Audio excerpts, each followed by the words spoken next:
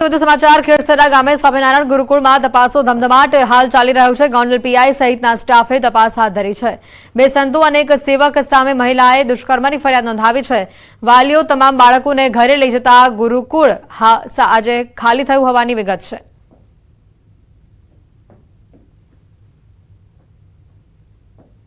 દુષ્કર્મની ફરિયાદ નોંધાણી છે તે બનાવ 2020-21ના સાલમાં બનેલો છે તેવું હકીકતમાં જણાય છે અને તેમાં બે સ્વામી અને એક સેવક સહિત 3 વિરુદ્ધ દુષ્કર્મની ફરિયાદ અને ગર્ભપાત કરાવ્યાની ફરિયાદ અને ધમકી આપવાની ફરિયાદ નોંધાયેલ છે। જે આધારે ઇન્વેસ્ટિગેશન ઓફિસર પીઆઈ રાઠોડ દ્વારા તપાસ કરવામાં આવી રહી છે।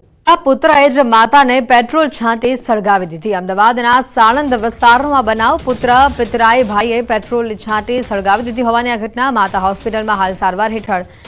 આ ઘટનામાં બે લોકોની ધરપકડ કરવામાં આવી છે। પોલીસે પુત્ર અને કૌટુંબિક ભાઈની ધરપકડ કરી છે। પિતાના મૃત્યુ બાદ માતાની અન્ય પુરુષ સાથે મિત્રતાના કારણે આ બનાવ બન્યો હોવાની વિગતો છે। હાલ પુત્ર અને માતા એકબીજાથી અલગ રહેતા હોવાની પણ માહિતી છે।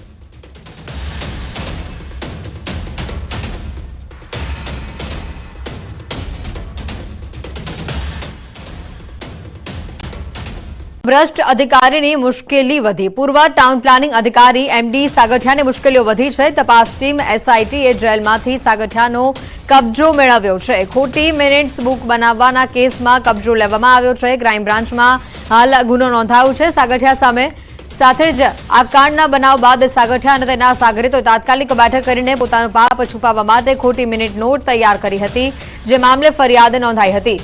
एसआईटी आज सागठिया ने कोर्ट में रजू कर रिमांड की मांग करशे। मोटा समाचार आवी रह्या छे। राजकोटथी एसआईटीए जेलमांथी सागठियानो कब्जो लीधो छे, त्यारे आजे तेओ कोर्ट समक्ष तेने रजू करीने रिमांडनी मांग करी शके छे। વધુ માહિતી મેળવીશું। અંકિત પોપટ ફોન લાઈન પર સંવાદદાતા જોડાઈ ચૂક્યા છે। અંકિત, હાલ વધુ માહિતી શું આવી રહી છે ઘટનામાં સામે?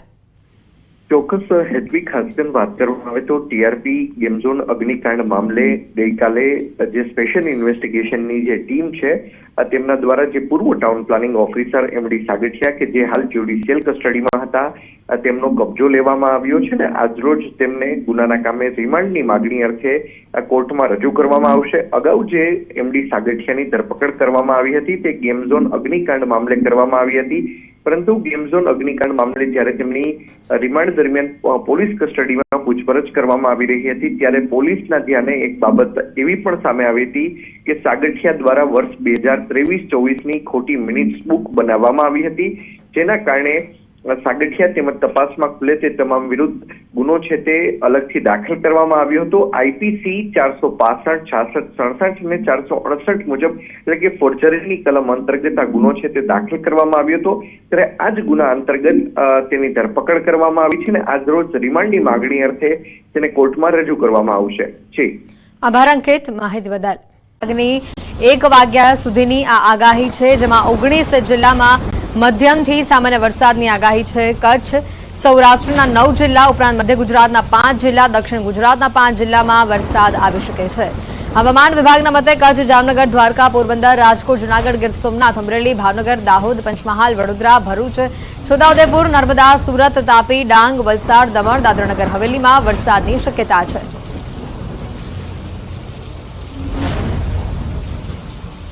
ऑनलाइन एप्लिकेशन थी होटल बुक करता लोको माटे अहींया लालबत्ती समान घटना सामे आवी छे। सूरतना 25 लोकोने ऑनलाइन होटल बुक करावी भारे पड़ी गई।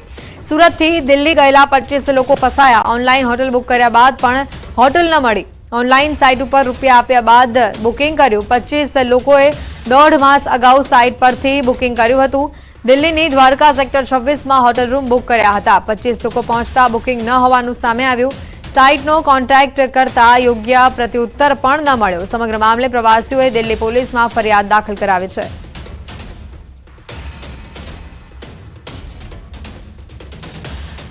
हम लोगों ने 2 महीने पहले मेक माई ट्रिप थ्रू हमने यहाँ पे ओयो का रूम बुक किया था, और जब हम सुबह यहाँ पे आते हैं तो यहाँ पे ऐसा बोला जाता है कि यहाँ पे आपका बुकिंग चेकिंग डिनाइड हुआ है। तो हमने उसको रीजन पूछा कि क्यों हमारा डिनाइड हुआ, तो ऐसा बता रहे कि ऑलरेडी सर यहाँ पे रूम 10 अवेलेबल है और हमारे पास बुकिंग 22 लोगों का 22 रूम का आ चुका है। સોમનાથમાં સ્ટેટ મોનિટરિંગ સેલના દરોડા સામે આવ્યા છે. બાતમીના આધારે સૂત્રાપાડાના ગોરખમઢી ગામમાં દેશ દારૂની ભઠ્ઠીઓ પર દરોડા પાડવામાં આવ્યા. 2200 લીટર દારૂના આથાનો સ્થળ પર જ નાશ કરવામાં આવ્યો. 340 લીટર દેશી દારૂના જથ્થા સાથે 2 આરોપીઓની ધરપકડ કરવામાં આવી છે. એસએમસીના દરોડાથી દારૂ વેચનારા તત્વોમાં ફફડાટ ફેલાયો છે, તો સ્થાનિક પોલીસની કામગીરી પર પણ સવાલો ઉભા થઈ રહ્યા છે.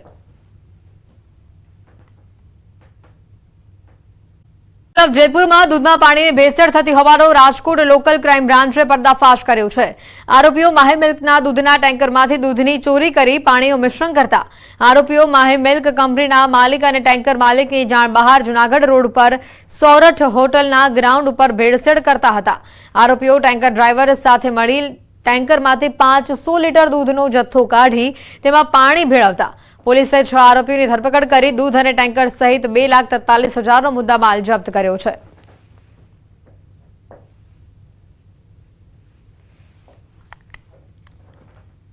દૂષિત પાણી પીવાથી રોગચાળો સતત ફાટી નીકળ્યો છે. ખેડાના માતરના રતનપુર ગામમાં રોગચાળો વકર્યો છે. રોગચાળો એ હદે વકર્યો છે કે ઝાડા ઉલટીના 140 કેસ નોંધાયા હોવાની માહિતી છે. આરોગ્ય વિભાગ હવે હરકતમાં આવ્યું છે. આરોગ્ય વિભાગની કુલ 11 ટીમોએ ગામમાં સર્વેની કામગીરી શરૂ કરી છે. જો કે આરોગ્ય વિભાગના મતે ગામમાં દૂષિત પાણી પીવાથી આ રોગચાળો ફેલાયો છે. હાલમાં આરોગ્ય વિભાગની સર્વેની કામગીરી ચાલી રહી છે.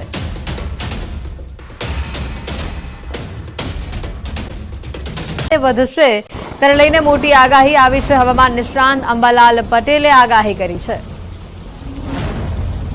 હાલ ચોમાસું કેટલાય દિવસોથી એક જ જગ્યા પર સ્થિર છે, ત્યારે ખેડૂતો પણ એક જ સવાલ કરી રહ્યા છે કે ચોમાસું ક્યારે પોતાની આળસ મરોડશે અને આગળ વધશે. ત્યારે તેને લઈને હવામાન નિષ્ણાંત અંબાલાલ પટેલે આગાહી કરી.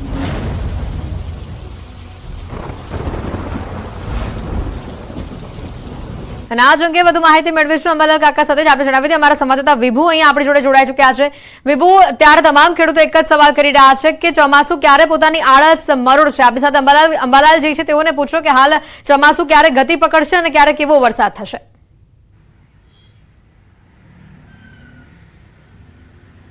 એથી સમગ્ર ગુજરાતમાં લોકો રાહ જોઈ રહ્યા છે સારું ચોમાસું, સારો વરસાદ ક્યારે આવે, કારણ કે ચોમાસું બેસી ગયા બાદ મંદ પડી ગયું છે અને એક જ જગ્યા પર સ્થિર થઈ ગયું છે. ત્યારે આપણી સાથે છે હવામાન નિષ્ણાંત અંબાલાલ પટેલ. આપણે તેઓની સાથે વાત કરીશું. કાકા, હવે ચોમાસું સક્રિય તો થયું છે, પરંતુ આગળ ક્યારે વધશે?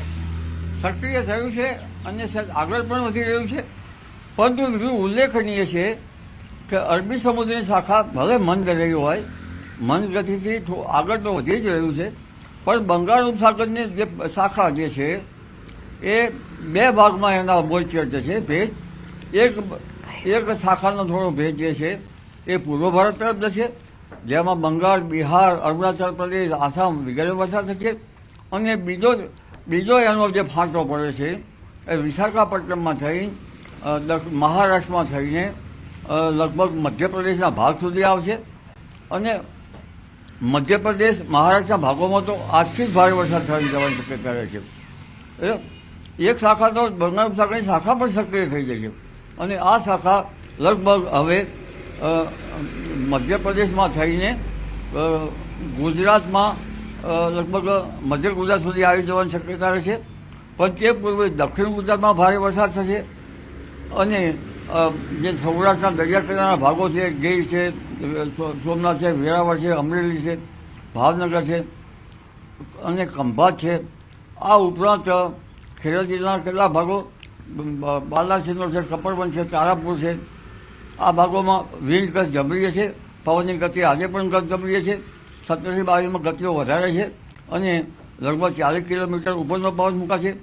ત્યારબાદ અમદાવાદ, વડોદરા, આણંદ, નડિયાદમાં પણ વિન્ડ ગસ્ટ થશે અને પવન ફૂંકાશે. અને ઉત્તર ગુજરાતમાં પણ પવન સાથે ફૂંકાશે અને કેટલાક ભાગોમાં ગાજવીજ સાથે વરસાદ થવાની શક્યતા રહેશે. જે રીતે ગુજરાતમાં આ હવે ચોમાસું ખરેખર ક્યારે જામશે, કારણ કે ખૂબ જ રાહ જોઈ રહ્યા છે કે સમગ્ર ગુજરાતમાં સારો વરસાદ થાય. ચોમાસું ખેડૂત ભાઈઓ રાહ જોઈએ સ્વાભાવિક છે, પરંતુ વૃશ્ચિક નક્ષત્રમાં જે વરસાદ થાય ત્યાંનું પાણી સારું ગણાતું નથી અને હજુ બહુ મોડું થયું નથી. કારણ કે 21મીની રાત્રે એટલે અડધી રાત્રિ પછી ચોમાસું બેસે છે, એટલે 22 જૂને આદ્રા નક્ષત્ર આવે છે અને આદ્રા નક્ષત્રમાં વાવણી કરવી સારી રહે. એટલે હજુ ચોમાસું મોડું થયું નથી. 20મી જૂનથી ચોમાસું વધુ સક્રિય થશે અને લગભગ 28 જૂન સુધીમાં તો ગુજરાતમાં સારો વરસાદ આવવાની શક્યતા રહેશે, જેમાં આહવા ગામના વલસાડ ભાગમાં ભારે વરસાદ થશે, કેટલાક ભાગમાં અતિ ભારે વરસાદ થવાની શક્યતા રહેશે. તારીખ 17થી 20માં એક લો પ્રેશર અરબ સાગરમાં બનશે અને મુંબઈ મહારાષ્ટ્રના ભાગોમાં પણ તારીખ 20ની આસપાસ ભારે વરસાદ થવાની શક્યતા રહેશે. અને આ જ અરસામાં દક્ષિણ ગુજરાતના અન્ય ભાગો જેમ કે સુરત પણ ભારે વરસાદ થવાની શક્યતા રહેશે. અને તારીખ 28 જૂન સુધીમાં દક્ષિણ સૌરાષ્ટ્રના ભાગો, જૂનાગઢ ઉપરાંત લગભગ કાઠિયાવાડના ભાગો, ભાવનગરના ભાગો અને મધ્ય સૌરાષ્ટ્રના ભાગો, સુરતના ભાગો, હાલારના ભાગો એટલે કે પશ્ચિમ સૌરાષ્ટ્રમાં જામનગરના ભાગોમાં પણ સારો વરસાદ થવાની શક્યતા રહેશે. અને કેટલાક ભાગમાં ભારે વરસાદ તો કેટલાક ભાગમાં અતિ ભારે વરસાદ થવાની શક્યતા રહેશે. ખાસ કરીને દક્ષિણ સૌરાષ્ટ્રના ભાગો જે છે, જૂનાગઢ અને કેટલાક ભાગો અમરેલીના, આ ભાગોમાં ક્યારેક અતિ ભારે વરસાદ પણ થઈ શકે છે. અને મધ્ય ગુજરાતના ભાગોમાં પણ કેટલાક ભાગોમાં ભારે 3 ઇંચ કરતાથી વધુ વરસાદ થવાની શક્યતા રહેશે. ઉત્તર ગુજરાતના ભાગોમાં પણ 2 ઇંચ કરતાથી વધુ વરસાદ થવાની શક્યતા રહેશે. અને કચ્છના ભાગોમાં પણ વરસાદ થશે. પણ વિભુ ઉલ્લેખનીય છે કે આ વરસાદથી જળ સંકટ છે. સૌરાષ્ટ્રના ભાગોમાં પણ જળ સંકટ રહેશે.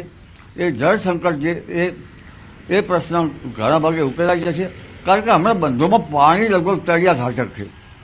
એટલે આ વરસાદે કંઈક અંશે જળ સંકટ સૌરાષ્ટ્રના ભાગોમાં તો ઉકેલાશે, પરંતુ મધ્ય ગુજરાતના ભાગોમાં પણ કંઈક અંશે થોડું જળ સંકટ 20 થી 28 સુધીમાં સારો વરસાદ આવી જશે, પરંતુ ખેડૂતોએ વાવણીની રાહ જોઈ રહ્યા છે. તો વાવણી વિલંબમાં થશે કે સમયસર જ થઈ જશે? આદ્રા નક્ષત્રમાં જ વાવણી થાય છે એવું કહેવાય. એટલે વાવણી જે છે, આદ્રા નક્ષત્રમાં વરસાદ આવે અને વરાપ આપે તો વાવણી કરાય, તો વાવણી મોડી પડી ન કહેવાય. જી વિભુ. તો અત્યારે જે સમગ્ર ગુજરાતમાં સારો વરસાદ એવું કહી શકાય કે જૂન એન્ડ સુધીમાં થઈ જશે?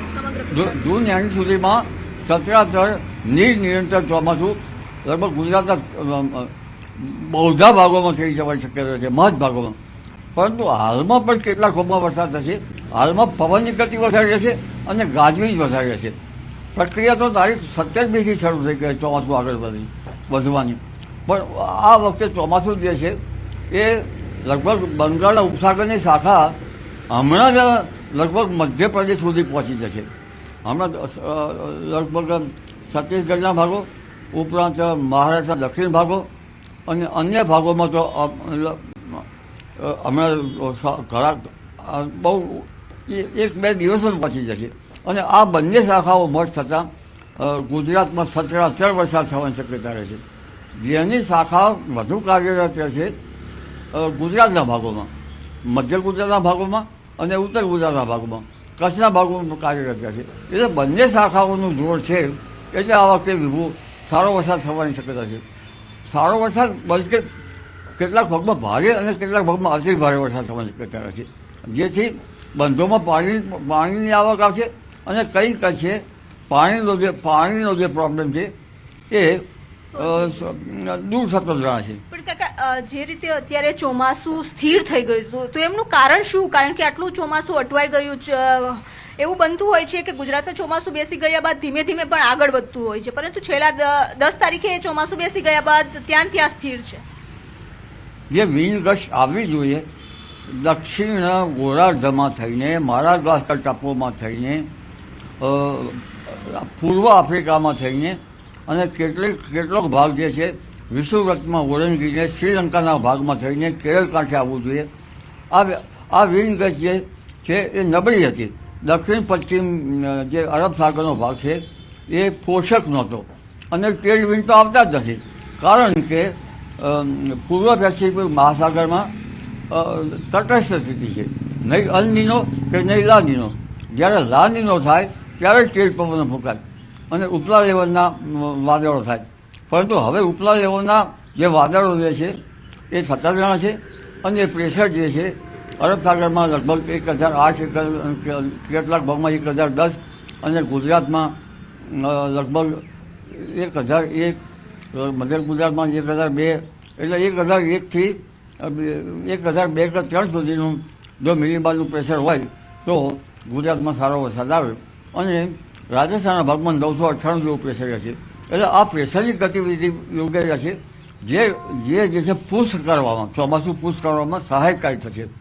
એટલે આ વિવિધ ગચના કારણે ચોમાસું સક્રિય થશે, અને 20 થી 28 કે જૂન માસના અંત સુધીમાં સચરાચર સારું ચોમાસું જવાની શક્યતા રહેશે, અને બંને શાખાઓ કાર્યરત રહેશે. જી. તો આ હતા અંબાલાલ પટેલ, અને તેઓએ કહ્યું છે કે 20 જૂનથી 28 જૂન સુધીમાં ગુજરાતમાં સારો વરસાદ થશે. આદ્રા નક્ષત્રમાં વાવણી કરવી પણ ઉત્તમ રહેશે.